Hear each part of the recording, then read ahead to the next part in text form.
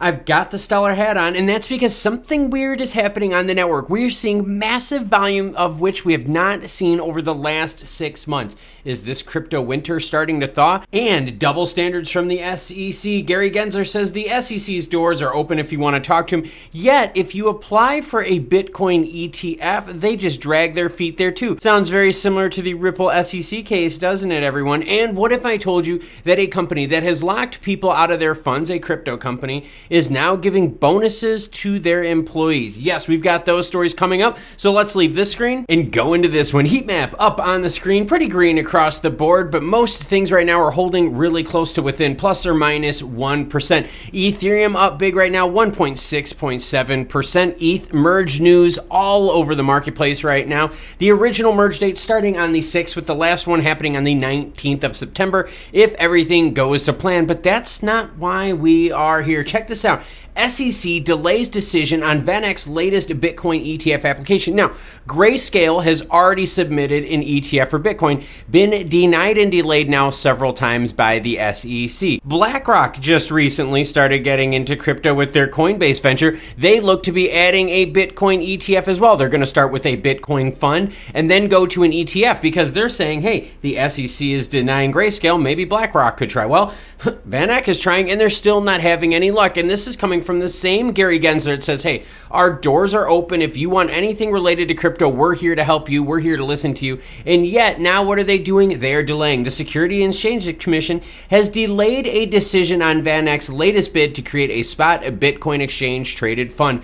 The order set October 11th now is the new date to which the SEC would either approve, disapprove, or institute proceedings to determine whether to disapprove the proposed rule change. The previous deadline was August 27th. This most recent application was filed on June 24th. So this is now the third company getting involved in a Bitcoin ETF, and this would open the doors to ETFs for all of the other cryptos out there. So we need this to happen. But just like everything else, the SEC appears to be dragging their feet. The SEC does not seem to be too crypto friendly, do they? All right, so now on to the Voyager story. And this has to do with bonuses. Even though people are locked out of their funds, I want to hear your opinions because this is very controversial. So comment down below after this story, and then we're going to get into Stellar Network news because transactions are super, super high, the highest we've seen in 6 months. And this is with the crypto winter going on. So you know something's going on. But so now, Voyager allowed to pay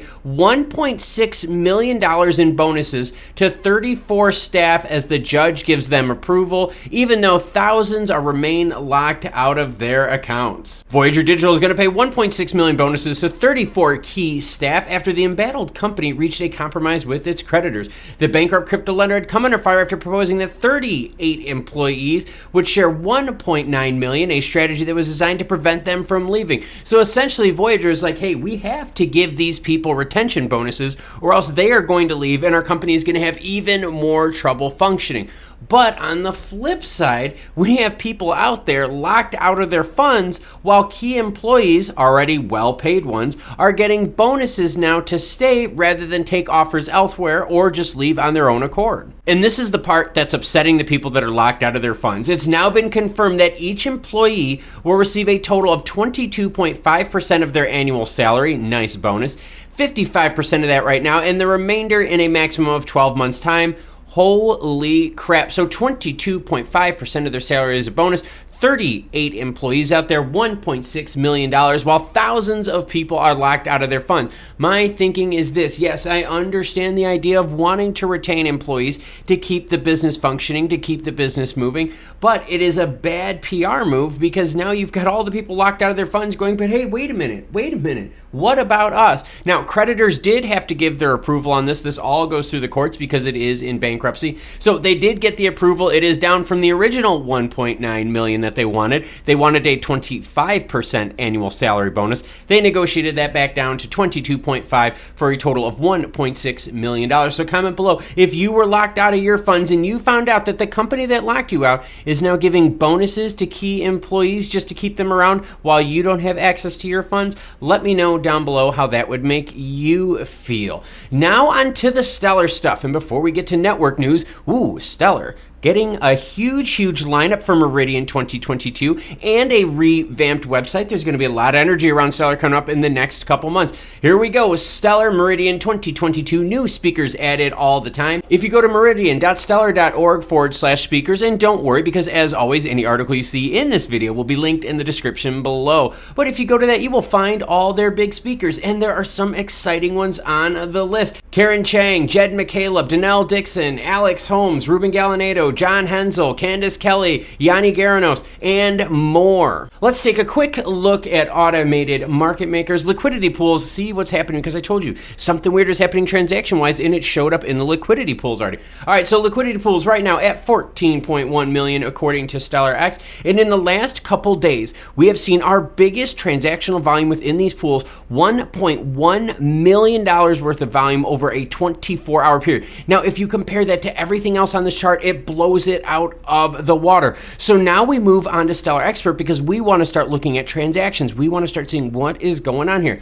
All right, transactions represented by the orange bars here. I've got the 1 month up on the screen, and you could see over the last about week and a half, massive uptick in transactions on the Stellar Network. Now, I've been following the Stellar Network now for almost 2 years, very heavily publicly as a channel, and I can tell you that this is some of the highest transactions I have ever seen on a daily basis in the Stellar Network. This is even when we were talking about November, December, when things were on fuego. Now look at this. If we zoom out, you can see that this bar here, representative of this 3-day time period, had almost 11 million transactions a day. Compare that to the biggest one over the last 3 months, and blew it out of the water. Go to 6 months, and you can see that over a 6-month time period, 72 million transactions the week from August, Monday, 15th.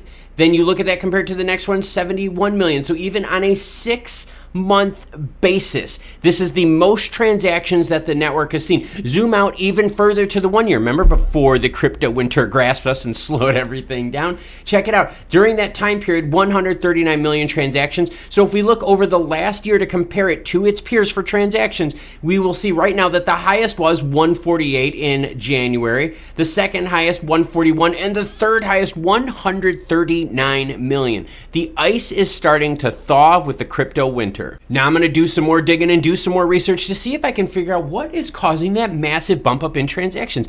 Great to see though, because again, crypto winter transactions through the roof, the third most we have seen in the last year. Very exciting, and we saw that actual momentum even carry over to the liquidity pools with $1.1 million of volume in the last 24 hours.